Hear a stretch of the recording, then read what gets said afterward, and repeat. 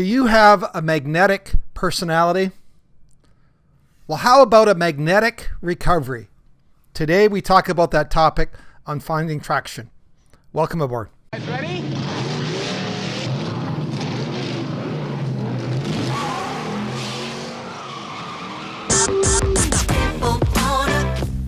When it comes to porn, are you stuck, spinning out, or slipping backwards in your life?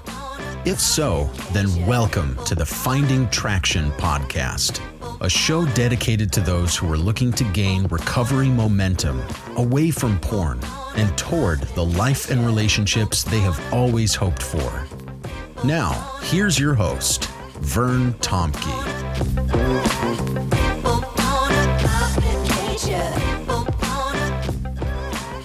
Well, today, before we talk about magnets, I wanted to just bring up a new group that I've started Saturday morning. We're mid-June 2021, and if you're hearing this somewhat current, at 7:30 Pacific Standard Time, we're collecting a group of guys that usually work Monday to Friday and need a Saturday morning group. So 7:30 a.m. Pacific Standard Time. We are going to be starting a Zoom group for guys that want to take the one-year course, the Finding Traction course, and we do it together. And so I really want to encourage you to check that out. If you want more information, you can email me at my new email at bandofbrothers.care@gmail.com. So we still have room for a couple more guys, and we're just getting going on that. So wanted to put that into your thinking. Now, let's go back to this whole idea of magnets. You know, I love word pictures because, well, I like words too, of course, but word pictures for me are often easier to remember, and they stick in our emotions and our memory for a lot longer period of time. So I have a new recovery word picture I want to try out on you. And you know, for me, the recovery journey feels a little bit like I'm made of metal. Okay, so you got to work with me on this word picture. So you're made of metal. I don't know, the Tin Man or something, but our bodies are made of metal, and we are susceptible to the various pulls and attractions of different magnets in our life. Now, in this word picture, there is a large, significant magnet that is behind us on our recovery path. Now, that magnet, of course, is our old sexual compulsions and behaviors, and that old magnet in our past continues to exert its pull and attractions. I feel its effects. It calls to me. It pulls at me. Sometimes it whispers. Sometimes it shouts. And I hear the siren call that says, "We're always here for you. Remember how good we made you feel." That is that old magnet which is behind me on this recovery path. Now, obviously, the goal of our recovery is for you and me, apparently, to get as far away from that magnet as possible. Yet the difficulty is we still feel its pull and effects, don't we? Hopefully I've been honest with you about that as part of my journey. I like this word picture because it also helps explain another reality that guys who've been any sort of long-term recovery struggle with. And that this word picture is helpful for me because it kind of explains how self-defeating any sort of edging actions on my part are to my recovery. Now, if you're not familiar with the term edging, let me just remind you or explain to you, edging is any actions on my part which would correspond to me walking or tiptoeing back towards that old magnet and seeing how close I can get to it without the magnet pulling me into direct contact. And of course, we know the closer we walk towards the magnet, the harder it is to resist its magnetic pull. That's why edging is so self-defeating. The only way we can truly recover is to get as far away from that old magnet as possible. You know, and one of the major premises of this podcast, as we started, it says to help us find traction in our desire to move away from those destructive magnetic pulls and patterns in our life. Now, here's good news. The further I walk away from that magnet, the less I feel its pull. Now, here's the maybe not so good news. The more I focus on that old magnet, it seems that it wants to re-exert its pull and influence over my life. You know, it feels sometimes in this recovery journey that we're really trying to walk uphill on a down escalator. Or perhaps we're walking away from that old magnet, but that old magnet is following after us. And it just feels that's not fair. You know, the harder we work to create separation, sometimes it feels self-defeating. It's like that magnet is on a bit of a bungee cord. And I think because of that, I think it's worth asking this question. Is there a better way to approach recovery than simply trying to get away from our old behaviors and actions? You know, otherwise, at times, if you're like me, it can simply feel exhausting. It can feel self-defeating. You know, like the old AA phrase, the white knuckling, or somebody else described it as trying to hold a beach ball under the water. And that's sometimes how this journey can feel if all we have is the idea of getting away from the old magnet. So this now brings us hopefully to a new encouraging second half to this word picture. Now, in this new word picture, this new addition to this old idea, we are now going to take a second magnet and we are now going to place it ahead of us in our recovery pathway.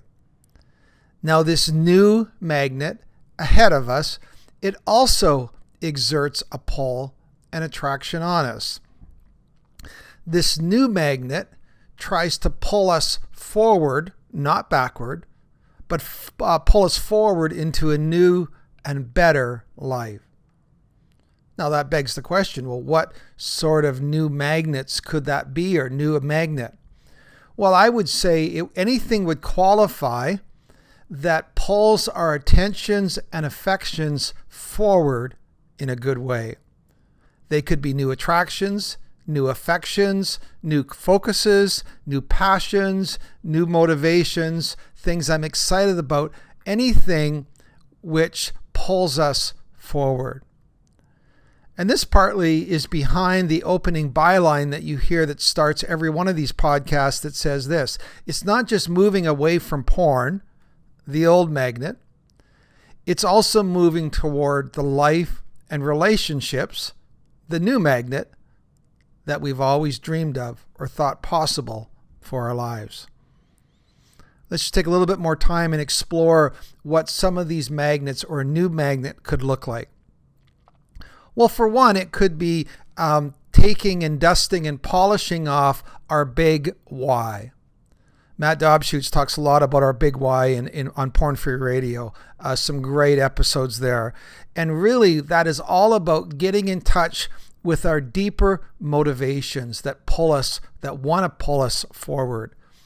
Every time we remind ourselves of what we really want out of this life, the type of person we really want to become, it's like we take what was a magnet in front of us, but has got dirty or grime on it and has not had a lot of attraction or pulling power, so to speak, and we've polished it off so that it exerts its proper pull in our lives.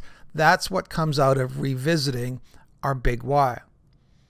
But let me say this, it also could include other things. It could be creating or perhaps re-engaging with some of those life-giving sources of pleasure and purpose that can now open up to you now that you're not down the rabbit hole of porn, and that's no longer the focus of your life.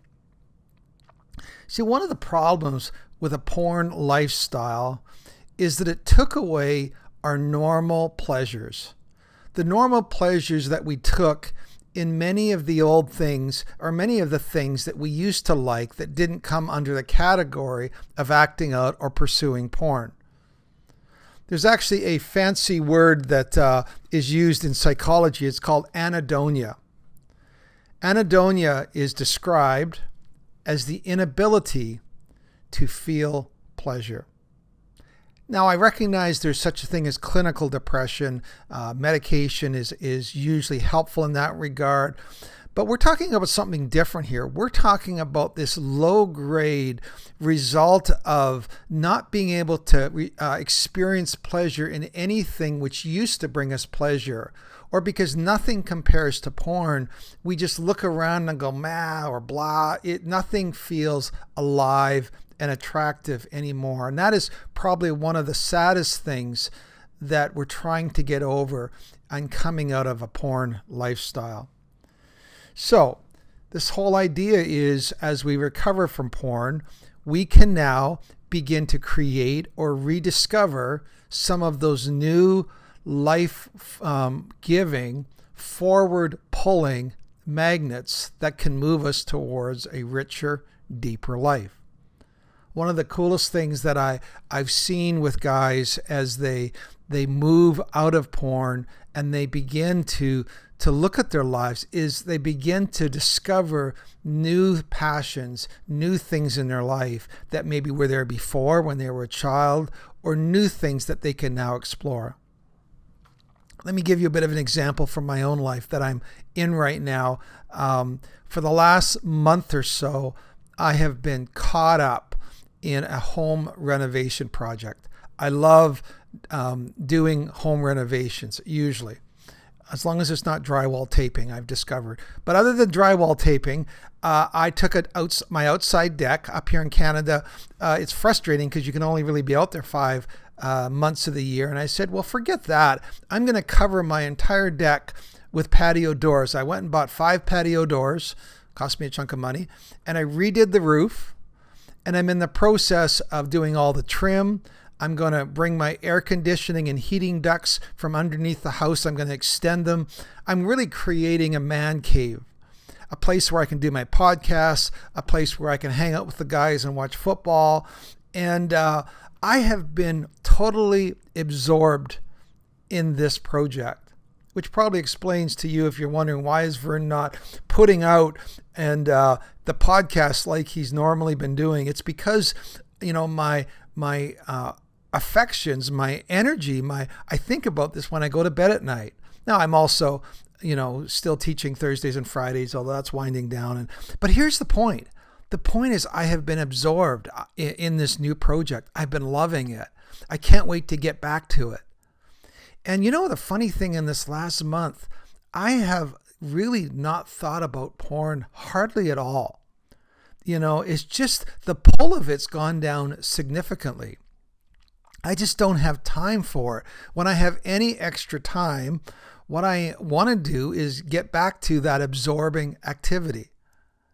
You see, that's a magnet for me. I don't know what your magnet is. It could be a cluster of things. I know a guy that loves mountain biking, and so he's always thinking about mountain biking. Another guy I know that is photography, or he loves hiking and new hiking trails, new things that they're experiencing now. Again, the positive part of recovery is this: once you get the engine turned off and you begin to journey down this, it's oftentimes only a matter of months, 4, 5, 6 months, where all of a sudden you go, you know what, I've got a big hole in my life.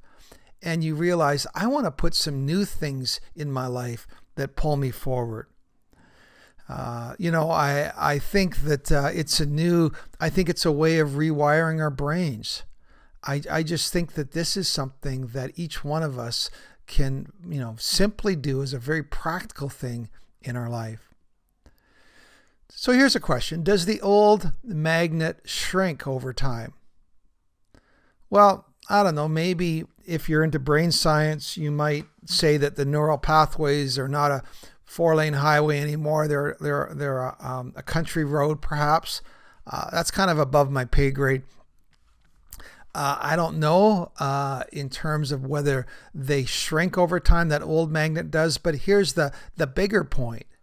What would happen if we created new, stronger magnets that are out ahead of us?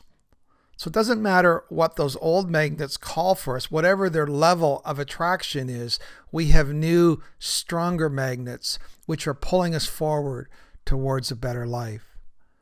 I think for me, that's something that I have control over that can work towards my success in this recovery journey. So maybe you need to polish off some old magnets and stick them out ahead of you. Maybe you need to rediscover some new things in your life. I want to say here's towards creating and finding a new, compelling set of habits and excitement and desires in your life that pull you into a better future. And then as the opening says, then we will find the life and relationships that we've always dreamed possible. So until next time, God bless you and have a great day.